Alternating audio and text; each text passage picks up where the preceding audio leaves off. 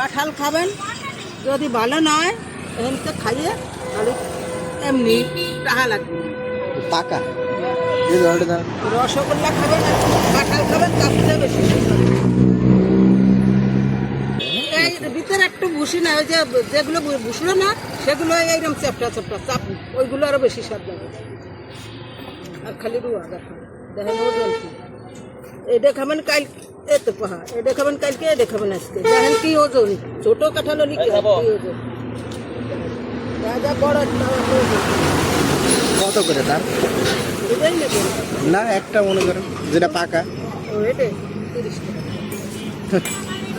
ওই যে পেলাম না, বড় একটার ভিতরে এতগুলো রুয়া নেই, এই ছোট একটার ভিতরে ধরে এই একদিন যে খাইছে সে তার নেওয়া লাগবে। হ্যাঁ, একদিন খালি করা খোঁজ করা লাগবে আমারে। ওই যে মেশিংলা না, মেশিংলা বাড়ির পাশে লেগেছে কাঁঠাল আনতে। 5টা। হ্যাঁ, বাড়িতে ভ্যানে আনছি 10 টাকা দিয়ে, 2টা কাঁঠাল আল্লাহ দামে 18 টাকা দেয়।